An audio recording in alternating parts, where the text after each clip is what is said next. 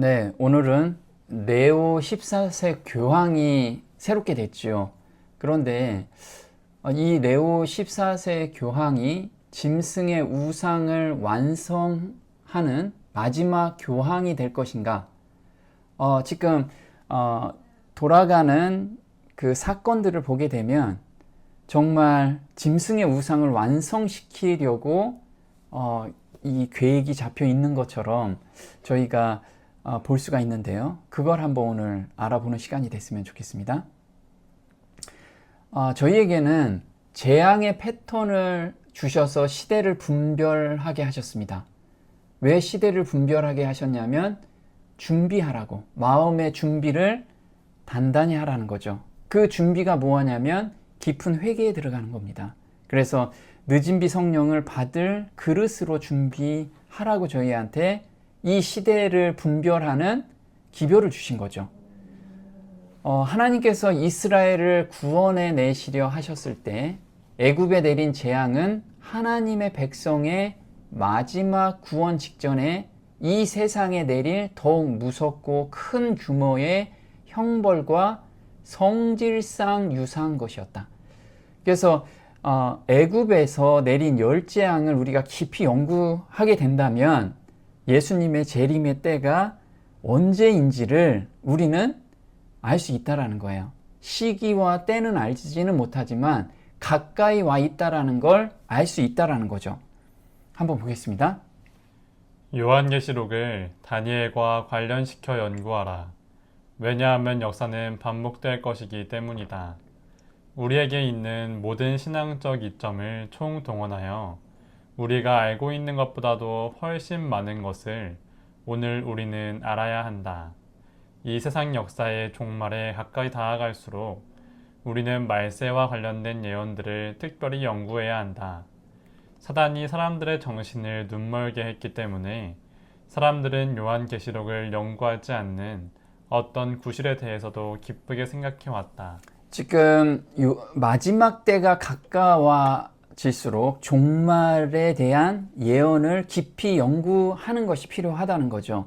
왜냐하면 역사는 반복되는데 반복되는 역사를 우리가 깊이 연구하게 된다면 그 역사가 우리 시대에 어떻게 일어날 건지를 알 수 있다는 거예요. 그래서 이 연구를 게을리하게 된다면 준비하는 마음이 생기지 않는다는 거죠. 그래서 애굽의 열 재앙, 재앙의 패턴은 성질상 유사하다라고 말씀을 하셨기 때문에 애굽의 열 재앙은 바로 은혜의 시간이 끝나고 일곱 재앙과 성질상 비슷해요. 그래서 애굽의 열 재앙을 어떻게 우리가 읽느냐에 따라서 일곱 재앙이 어떻게 우리한테 다가올 건지를 알 수가 있다는 거죠. 그런데 휴업령이 떨어지고 작은 환란은 이 큰 환란, 일곱 재앙하고 굉장히 유사하다는 거예요. 그리고 휴업령 전에 3년 반은 이 작은 환란과 굉장히 유사하다는 거죠. 그런데 어떻게 차이점이 있냐면 이 재앙의 강도가 다르다는 거예요. 그래서 휴업령 전, 지금 우리 지진과 기근과 전쟁이 일어나고 있잖아요. 그런데 이거는 작은 환란에 비해서는 10% 강도밖에 안 된다는 거예요. 그런데 작은 환란은 큰 환란에 비해서 30%밖에 강도가 세지 않다라는 거예요. 그러면 앞으로 우리가 다가올 환란은 정말 사람이 어떻게 통과하기 정말 어려운 거겠죠. 그런데 일곱 재앙은 100%예요. 자비가 섞이지 않는 재앙. 그럼 우리가 이 자비가 섞이지 않는 재앙을 통과하려면 늦은 비를 받지 않으면 이 일곱 재앙을 통과할 수 없다라는 거예요. 또 한번 보겠습니다. 하나님께서는 마지막 때에 어떠한 일이 일어날 것을 보여주심으로 그분의 백성들이 반대와 분노의 폭풍을 대항하여 설 준비를 갖출 수 있게 하신다. 그들 앞에 놓여있는 사건들에 대하여 경고를 받은 자들은 다가오는 폭풍을 조용히 기다리면서 주님께서 환란의 날에 그분의 성실한 백성들을 보호해 주실 것이라고 스스로 위로해서는 안 된다. 우리는 게으르게 기다림으로써가 아니고 흔들리지 않는 믿음으로 열렬히 활동함으로 주님을 기다리고 있는 사람들처럼 되어야 한다.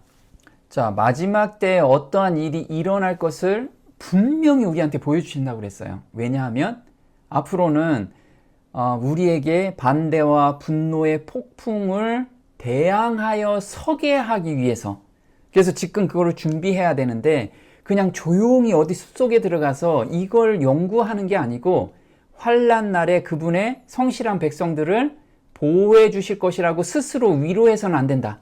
그래서 게으르게 기다림이 아니고 우리는 굳건한 믿음으로 열렬히 활동함으로써 준비하라는 거예요. 그러면 죄를 회개하는 활동과 우리가 교제하는 것, 그리고 남에게 이걸 전파하는 것, 이것을 게을리 하지 말라는 거예요. 자, 넷째인 때 짐승의 표가 세워지는 환경이 절정에 이루어지고 있어요. 그래서 휴업령이 이제 곧 오겠다라는 것은 넷째인에 어떤 일이 있었을까, 이걸 우리가 좀 연구하는 게 좀 필요하겠죠. 자, 계시록 6장 7절입니다. 넷째 인을 떼실 때에 내가 넷째 생물의 음성을 들으니 가로되 오라 하기로, 내가 봄에 청황색 말이 나오는데 그 탄 자의 이름은 사망이니 음부가 그 뒤를 따르더라. 저희가 땅 4분의 1의 권세를 얻어 검과 흉령과 사망과 땅의 짐승으로서 죽이더라. 자, 여기선 청황색 말이라는 것은 시체 색깔이에요. 청황색이라는 게 시체. 그러면 이제 그 입 맞는 자, 그러니까 늦은 비 받을 아주 극소수의 사람들이 여기에서 아주 걸러내지기 시작하는 거예요. 그런데 세상에는 무엇이 가장 지금 창궐하냐면 검이라는 게 전쟁이죠. 그리고 흉년, 그리고 사망입니다. 근데 여기서 사망이라는 건 사나토스로라고 하는데 역병이에요. 역병, 전염병이라고 하죠. 이 역병에 대해서는 다음 시간에 저희가 좀 더 자세히 할 거고, 이번 시간에는 땅의 짐승으로서 죽이더라, 이렇게 나와요. 그러면 땅의 짐승, 지금 여기에서 말하는 검과 흉령과 사망과 땅의 짐승으로서 많은 사람들이 죽게 되는데 이게 어떤 뜻인지 한번 볼게요. 나는 세상의 거민들이 극도로 혼란한 중에 있는 것을 보았다. 전쟁, 유혈, 궁핍, 결핍, 기근, 재앙 등이 이 땅에 편만해졌다. 이 같은 것들이 하나님의 백성들을 둘러싸고 있을 때 그들은 굳게 연합하고 그들의 사소한 어려움을 버리게 되었다. 자존심이 더 이상 그들을 지배하지 않고 깊은 겸비가 그 자리를 대신하게 되었다. 잠깐 동안의 평화가 있는 것처럼 보였다.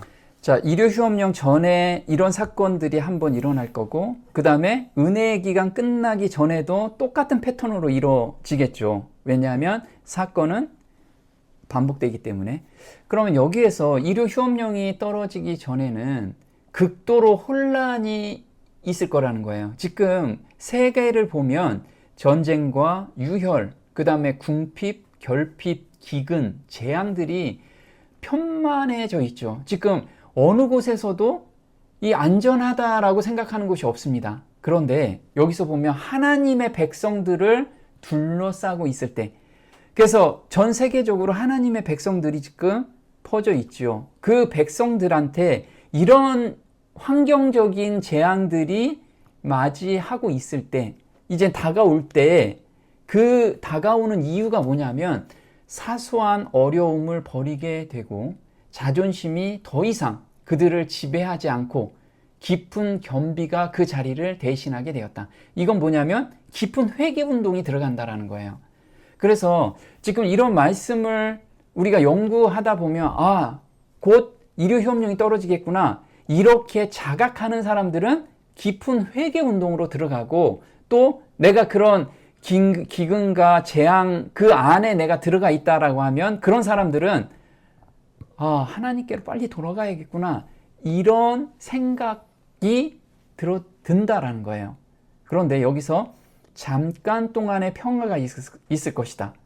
그래서 지금 이런 혼란과 이런 기근 전쟁들이 어떤 한 사람에 의해서 이게 정리가 되기를 사람들은 다 열망하고 있어요. 그래서 잠깐 동안의 평화가 있을 건데 이 잠깐 동안의 평화는 계시록 17장 13절이죠. 저희가 한 뜻을 가지고 자기의 능력과 권세를 짐승에게 주더라. 하나님이 자기 뜻대로 할 마음을 저희에게 주사 한 뜻을 이루게 하시고 저희 나라를 그 짐승에게 주게 하시되 하나님 말씀이 응하기까지 하심이니라. 자, 사람들이 이제 각 나라마다 한 뜻을 가지고 그것을 짐승에게 주는데 이 짐승이 자기 뜻대로 세우게 되는 거죠. 그게 이루효험령이 되겠죠. 그리고 작은 환란이 끝나고 나서는 강제령이 될 겁니다. 이때 잠깐 동안의 평화, 사람들이 한 뜻을 가지고 주기 때문에 이게 잠깐 동안의 평화가 올 건데 앞으로 TV 같은 데서 뉴스에서 전쟁이 잠시 멈추고 각 나라에서 하나가 되는 그런 뉴스가 나온다면 이게 바로 이루효험령의 신호탄이라는 거예요. 우리는 이 신호를 잘 보셔야 돼요. 자, 땅의 짐승은 계시록 13장 11절입니다. 첫 번째 짐승을 대행해서 실행하는 그 짐승이 바로 땅에서 올라오는 짐승이죠. 보겠습니다. 내가 봄에 또 다른 짐승이 땅에서 올라오니 새끼양같이 두 뿔이 있고 용처럼 말하더라. 저가 먼저 나온 짐승의 모든 권세를 그 앞에서 행하고 땅과 땅에 거하는 자들로 처음 짐승에게 경배하게 하니 곧 죽게 되었던 상처가 나은 자니라. 자, 땅의 짐승으로서 라고 나오면 짐승이 땅에서 올라오니 이게 미국이라고 이야기하죠. 용처럼 말하다. 한 국가가 말을 한다라는 것은 법제화 시킨다라는 거죠. 그래서 강제화 시키겠다라는 거예요. 그래서 처음 짐승의 뜻을 따라서 법을 만들겠다. 이게 바로 네 번째 인에서 일어날 사건이라는 거죠. 근데 요번에 우리 다 아시죠? 새 교황이 왜 레오 14세로 졌을까요?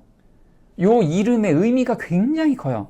우리가 이 이름을 분석해 보는 시간을 가질 건데 소름 돋을 정도로 정말 내포되어 있는 뜻이 강합니다. 그래서 최초로 미국인 교황이 당선이 됐죠. 선출이 됐습니다. 그런데 이 레오 14세는 레오 13세의 뜻을 자기가 실현하겠다라는 내용으로 의미로 자기가 레오 14세로 명명을 했어요. 그런데 레오 13세는 새로운 사태라는 교리를 정립한 사람이었습니다. 그러면 새로운 사태에 무엇이 써 있는지 그걸 완성하고 싶어서 레오 14세가 된 거예요. 그러면 새로운 사태를 우리가 분석해 보면 앞으로 일어날 일을 우리가 알 수 있다라는 거죠. 그걸 오늘 한번 보도록 할 겁니다. 자, 레오 13세 때의 일을 완성하기 위해서 레오 14세라는 이름을 채택했는데요. 레오 13세 때 무엇이 시행이 됐냐면 미국에서는 일요 휴업령이 의회에 제출이 됐어요. 근데 반대 세력 때문에 이것이 결여가 됐거든요. 그래서 1888년 5월 일요일 강제 법안이 미 의회에 발의를 했죠. 그런데 이 발의했을 때 바로 이 레오 13세의 사상이 그 영향이 엄청나게 컸던 거예요. 근데 이걸 완성하겠다라는 의미로 레오 14세가 된 거예요. 이름을 채택을 한 거죠. 그래서 참리바두소서를 완성하겠다. 그래서 일요 안식일을 완성하고 전 세계에 이거를 확산하여 어려움을 극복하겠다. 굉장히 좋은 취지예요. 그럼 레오 13세가 펴낸 책이 교리가 바로 새로운 사태라는 책입니다. 이 책이거든요. 새로운 사태. 이거는 1891년 새로운 사태라는 책인데 카톨릭 사회교리의 초석을 마련한 책이에요. 그 초석은 뭐냐면 그동안에는 우리는 교리 그리고 교인들한테만 했는데 이 레오 13세부터는 사회 문제를 다루는 최초의 책이었던 거예요. 그래서 노동자의 권리와 사회 정의 구현을 내세운 것이 바로 레오 13세였습니다. 근데 이분이 이야기한 게 뭐냐면 모든 사람들이 예배에 참석할 때, 예배에 참석하고 그 다음에 신에게 돌아갈 때 이 모든 것이 완성이 된다라는 거예요. 그래서 레오 14세란 교황명을 정한 이유, 여기에서 새로운 사태를 1891년 5월 15일에 발표했다. 역사상 처음으로 교황이 사회적 문제, 경제, 노동에 대한 체계적인 성찰을 교회와 세계에 제시했던 것이다. 그래서 이제 사회 문제를 교회에서 해결하겠다. 이게 종교와 연합해서 이걸 해결하겠다라는 최초의 교황이었어요. 그걸 완성하겠다라는 거죠. 자, 보면 레오 13세 교황은 로사리오, 묵주기도의 교황이라고 이야기해요. 그래서 묵주기도, 그 기간 동안에 계속 묵주를 가지고 기도한 교황이에요. 근데 1883년부터 1898년까지 11편의 교황 회칙들을 발표했는데요.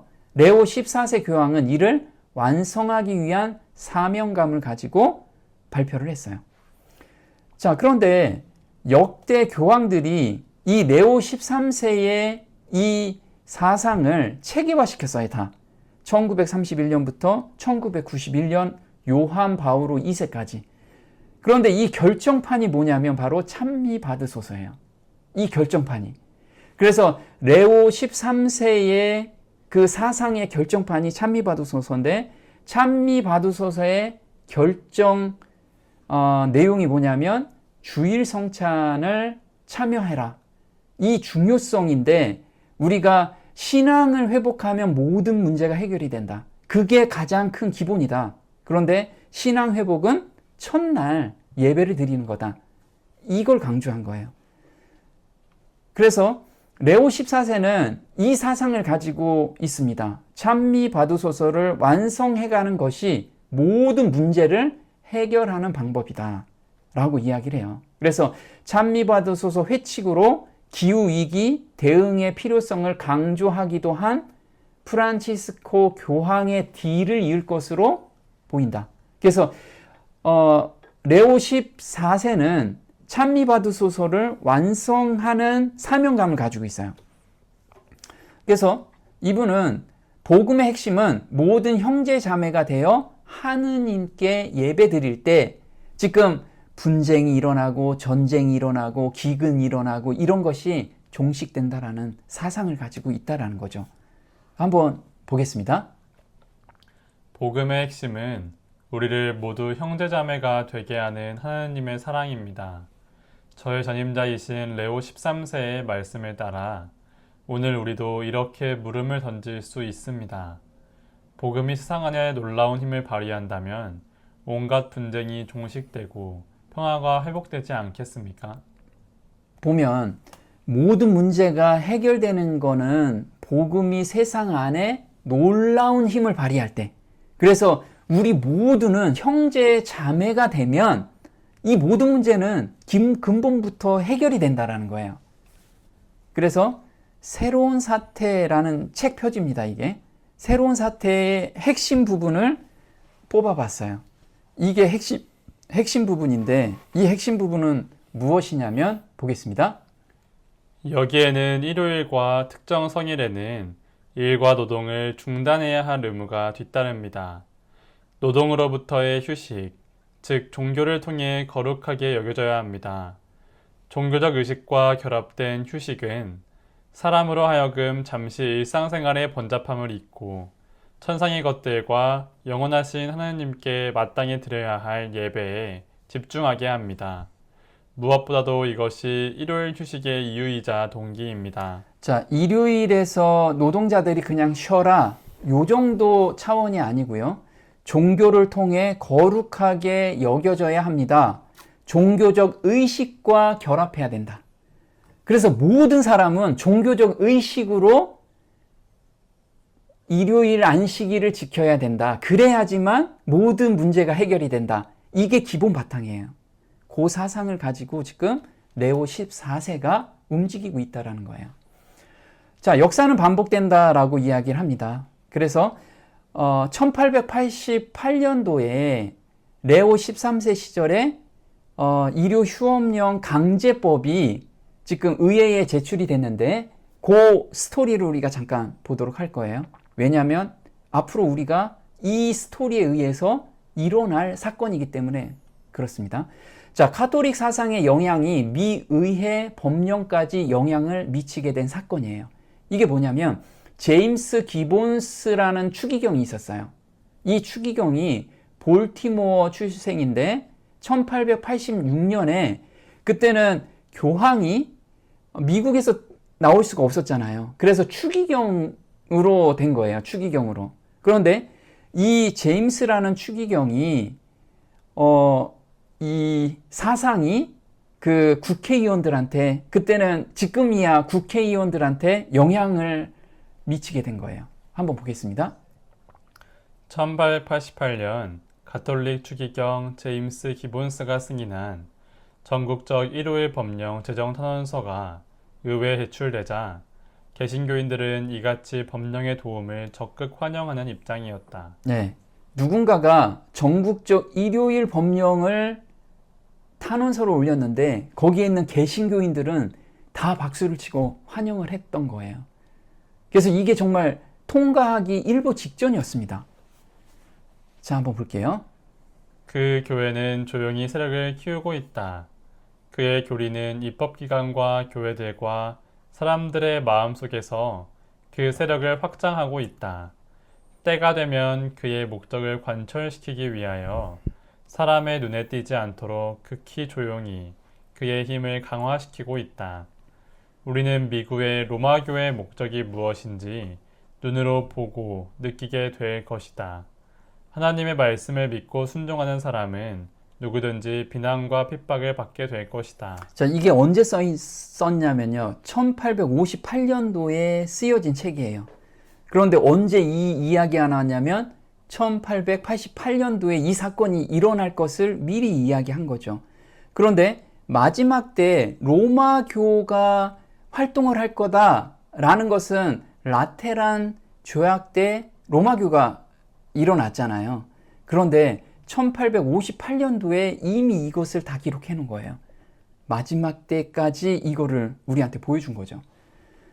자, 이때 카톨릭 사상의 영향으로 1888년 5월에 일요일 휴식법이 산정이 된 원본입니다. 이게 누가 산정을 했냐면 미국 상원의원 헨리 W. 블레어라는 이 상원의원이 이걸 제출한 거예요. 일요일에 우린 다 쉬자. 한번 보겠습니다.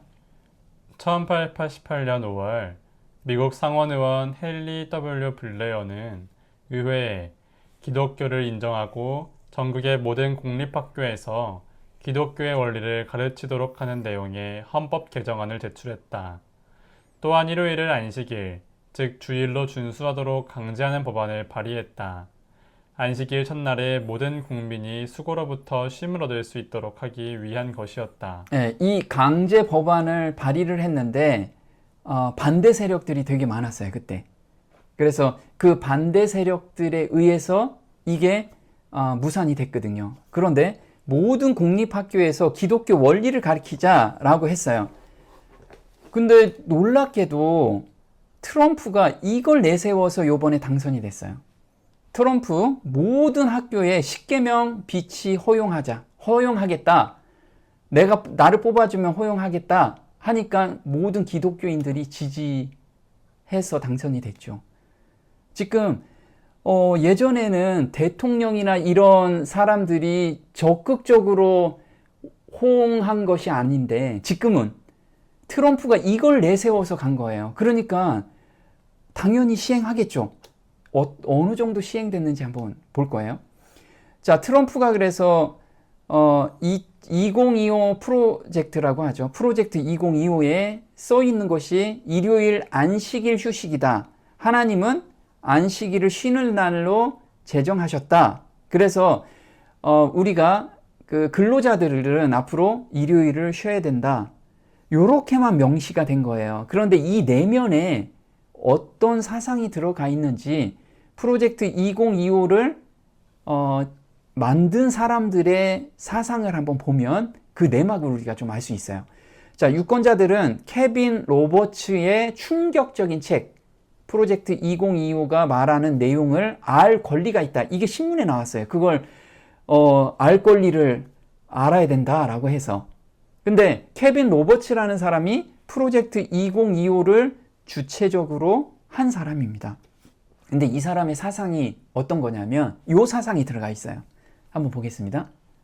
신앙과 가정과 공동체 및 일의 영역에서 새로운 교육을 시행 강요하기를 원한다. 그는 이것은 영구적인 것들이라고 부른다.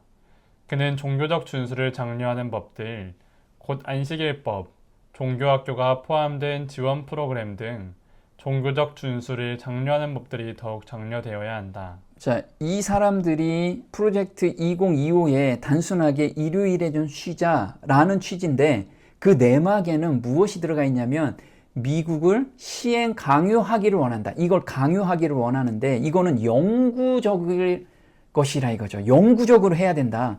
근데 종교적 중수를 장려하는 법들, 즉 안식일법을 지키게 하는 것을 강제화해야 된다라는 사상이 들어가 있는 거예요. 그런데 이게 연방정부에서 이 법을 만들려면 상원, 하원 의원들이 아주 복잡한 이해관계가 있잖아요. 그런데 프로젝트 2025에서 83페이지에 뭐가 나오냐면 그런 복잡한 거 거치지 말고 각 주별로 이것을 통과시키게 하자, 이 전략이 써 있어요. 한번 보겠습니다.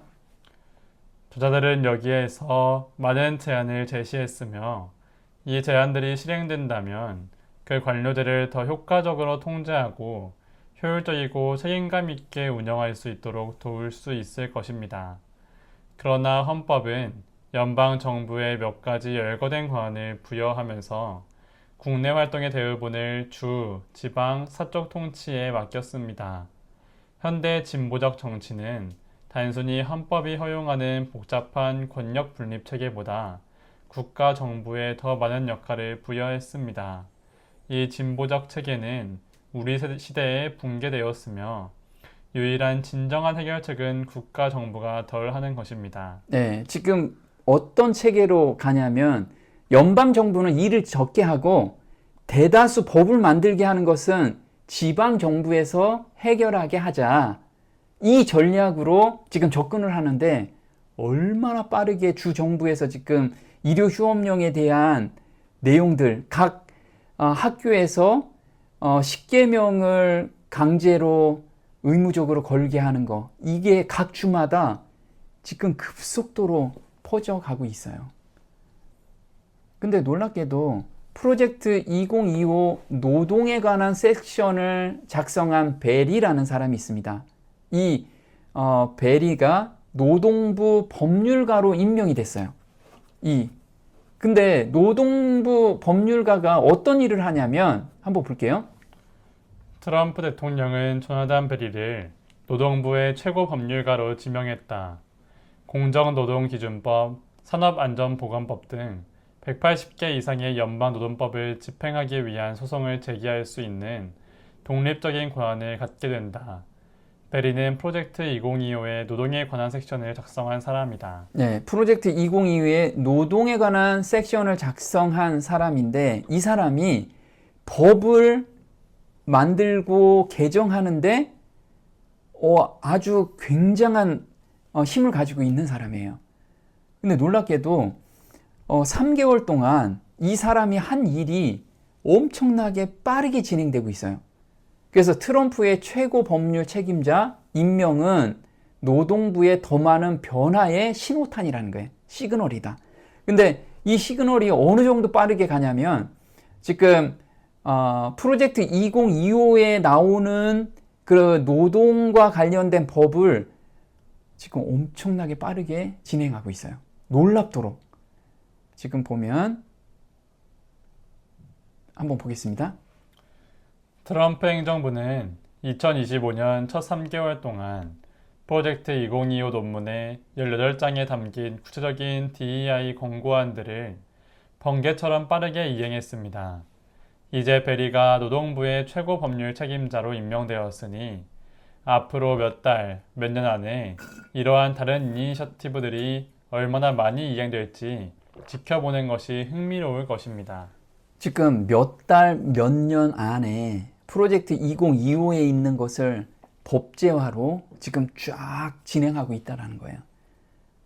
아주 짧은 기간 내에 일요 휴업령까지 갈 거라는 거죠.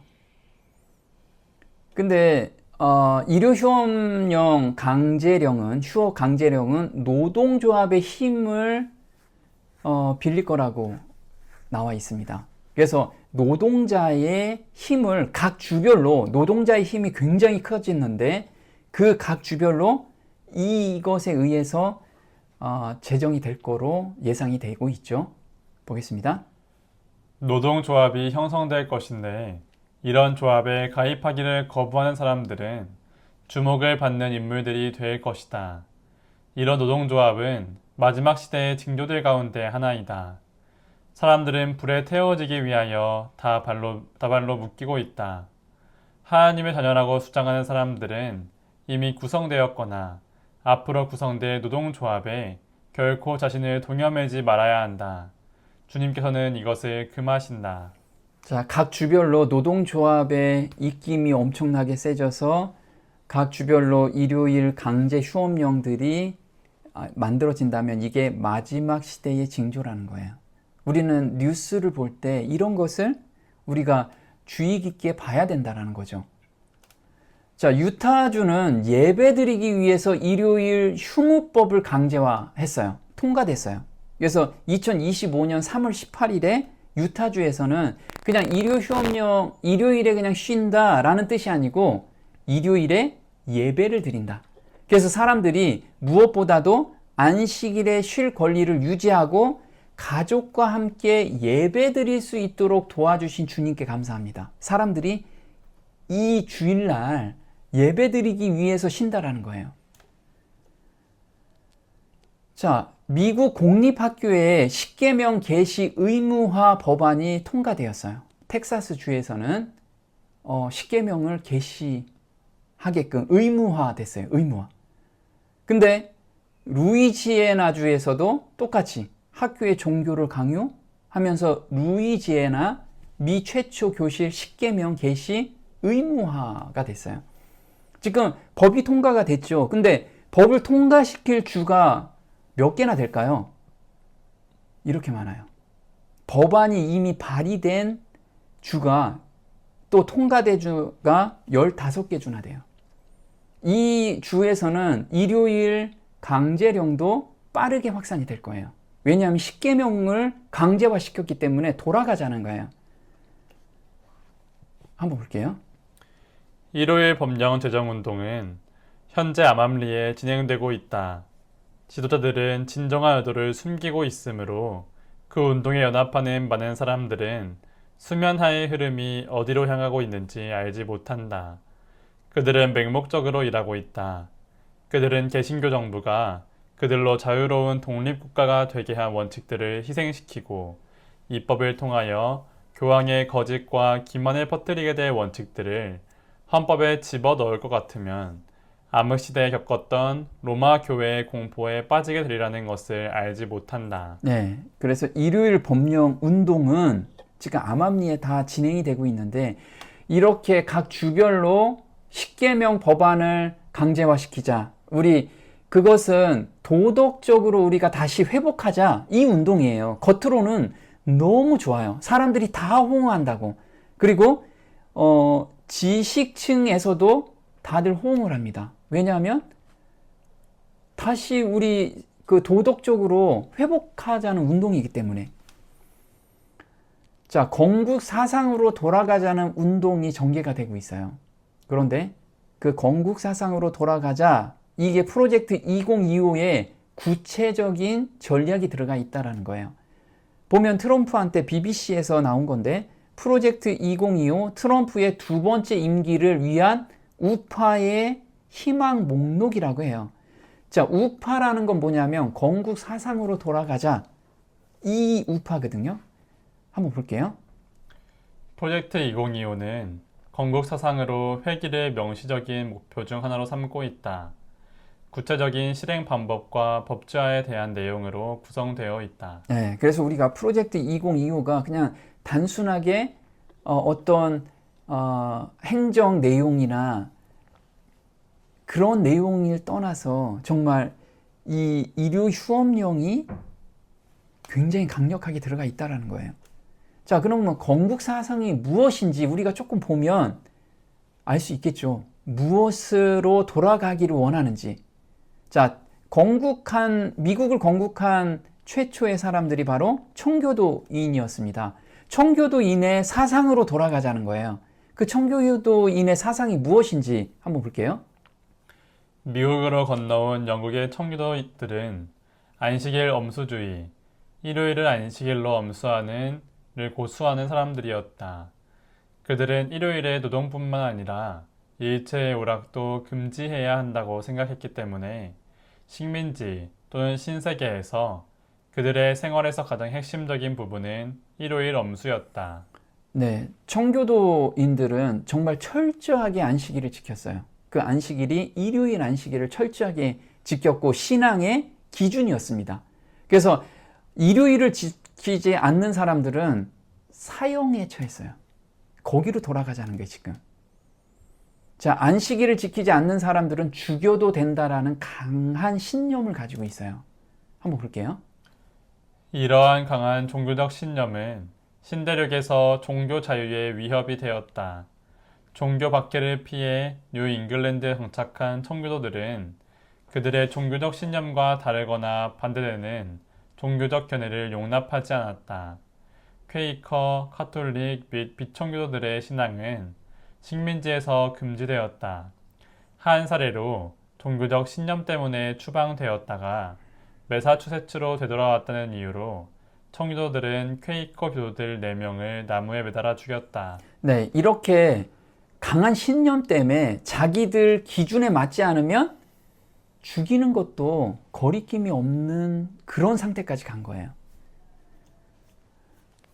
자, 건국 초기 일요일 안식일을 어길 경우에는 사형에 처하는 법이 시행됐어요. 이때. 우리 이때로 돌아가자라고 하는 것이 지금 운동이라는 거예요. 자, 1610년 버지니아주 일요일 법령입니다. 한번 볼게요. 시민법은 일요일에 게임을 금지, 일요일 아침 예배 출석, 오후 예식에도 참석, 교리 공부를 하도록 의무화. 첫 번째 위반했을 때는 식량 배급을 주지 않았어요. 그리고 일주간 수당을 주지 않았어요. 그러니까 일요일 예배를 참석하지 않으면 먹고 못 사는 거예요. 근데 그걸 2번 위반하면 태형에 처했어요. 그 식량도 안 주고 일주일 수당도 안 주고 그 다음에 태형을 추가했는데 3번째 위반하면 죽였어요. 사형을 시켰다는 거예요. 이런 법으로 돌아가자는 게 지금 운동이라는 거예요. 1650년에 매사추세츠 주에서 일요일 법령은 10실링의 벌금 또는 체벌을 가했고요. 그 다음에 1656년 코네티컷주의 일요일 법령은 이랬어요. 일요일에 육체노동을 하여 주일을 범할 경우 주님을 수치스럽게 하고 경멸한 것이므로 사형에 처하여 두려워서 그러한 반역적인 죄악을 범하지 못하도록 하라. 지금 일요일을 범했을 경우에는 사형에 처한다. 이걸 법제화시켰다라는 거예요. 각 주별로. 이때는 연방정부가 형성되지 않았기 때문에 각 주별로 이런 법이 형성이 된 거예요. 근데 1880년대 미국은 48개 주였는데 그때 17개 주에서 일요일 법령이 시행이 됐어요. 앞으로 인터넷상에서 블루로라고 한번 검색해 보세요. 이게 그때 시행된 법이거든요. 청색법인데 이 청색법으로 돌아가자라는 게 지금 미국에서 일어나는 운동이에요. 1880년대 48개 주 가운데서 17개 주에서 일요일 법령을 두어 안식일을 지키는 사람들을 기소하였다. 이 안식일이라는 것은 토요일을 지키는 사람들을 기소했어요. 최초에는 단순한 공휴일이었어요. 그런데 종교적인 동기가 점점 더 공공연히 강조가 되었어요. 그래서 예배를 드리는 것으로 강화시키기 시작했던 거예요. 그러면 이거를 따를 수가 없었잖아요. 그래서 따를 수 없었던 안식일 지키는 재림교인들이 28명이나 옥에 갇혔고요. 억류된 기간은 총 1144일이에요. 3년 정도 갇힌 거죠. 3년. 이런 역사적인 흐름이 있었어요. 이게 우리한테 똑같이 반복이 될 거라는 거죠. 자, 이게 청색법의 지금 표지입니다. 이 청색법이 금주 운동으로 발전이 됐어요. 그래서 우리는 거룩한 것으로 돌아가자. 그래서 술을 좀 그만해라. 이게 신앙 회복 운동으로 바뀐 거죠. 그래서 Sunday Laws 해가지고 이 법이 지금 만들어진 거죠. 근데 이게 지금 술을 하수구에 버리는 내용입니다. 술을. 자, 한번 볼게요. 급속히 퍼져가는 타락적 풍조가 소위 그리스도인 안식일을 모독하는 데서 기인된다는 것과 일요일 준수를 강요함으로 사회 도덕이 크게 개선될 것이라고 주장한다. 이 주장은 참된 안식일의 교리가 가장 널리 전파된 미국에서 특별히 강조된다. 네, 미국에서 특별히 강조될 건데 지금 급속히 퍼져가는 타락의 풍조가 우리가 일요일 안식일을 지키지 않았기 때문에 그런 거다. 이게 모든 사람들한테 이제 동조가 받을 거예요. 그래서 일요일 법이 개정이 되겠죠. 보겠습니다. 자, 미국에서는 도덕적 개혁 운동에서 가장 두드러지고 중요한 운동 중 하나인 금주 운동이 흔히 일요일 휴업 운동과 병행해서 이루어지며 또한 일요일 휴업 운동자들은 그들 사회의 가장 큰 복리를 촉진시키기 위하여 활동하고 있는 것으로 스스로 자처한다. 그리고 그들과 연합하기를 거절하는 자들은 마치 금주와 개혁운동의 원수처럼 비난을 받을 것이다. 그러면 마지막 때 이거와 유사한 운동들이 일어날 거예요. 유사한 운동들. 도덕적 개혁운동에 들어가자. 그래서 일요일에는 다들 예배에 참석하고 금주하자. 이런 운동이 펼쳐지면 그런 뉴스들이 나오면 우리는 정말 고개를 들어야 될 때라는 거예요. 자, 내면의 정책은 같은데 외면은 대립적인 모습이에요. 미국 출신 네오 14세는 트럼프 정책에 부정적이에요. 그래서 트럼프 네가 잘못되고 있다, 이민 정책 잘못하고 있다, 이런 걸 쭉 얘기를 해요. 그런데 그 내면의 정책들은 동일하다는 거예요. 왜냐하면 지금 교황이 추진되고 있는 찬미받으소서는 일요 안식일을 거룩하게 지키라는 거죠. 근데 프로젝트 2025는 일요일 휴식법으로 예배를 회복하자 이거예요. 이 저변에 이게 깔려 있고 위에서는 뭐 다투고 막 하고 해도 내면에서는 똑같은 정책으로 가고 있다는 거예요. 우리는 이걸 명확하게 봐야 된다는 거죠. 보겠습니다. 사람들이 자고 있는 동안 사단은 열렬하게 이를 추진시키므로 하나님의 백성들이 자비와 공의를 소유할 수 없게 한다. 일요일 운동은 오늘날 암암리에 추진되고 있다. 지도자들이 참된 문제점을 감추고 있으므로 그 운동에 가담하고 있는 많은 사람들은 그 저류가 어디로 향하고 있는지 알지 못한다. 그것이 공언하는 바는 부드럽고 그리스도인답다. 그러나 말할 때는 용의 정신을 나타낼 것이다. 지금 이건 사회운동으로 전개가 되고 있죠. 우리가 평화를 유지해야 되고 신앙을 회복하고 도덕적으로 회복하고 이것은 겉으로 드러날 때 너무 좋은 거예요. 그래서 많은 사람들이 거기에 다 호응하는데 이 저변에는 이 강제, 용의 정신으로 이게 펼쳐지고 있다라는 거. 정말 우리는 성경을 아는 사람들은 이걸 보고 깨어나야 된다라는 거죠. 그래서 정말 지금 사건을 통해서 우리한테 마음을 준비시키는 그런 시기라는 것을 우리가 항상 기억하면서 깨어있는 저와 여러분이 됐으면 좋겠습니다. 오늘 여기까지 하겠습니다.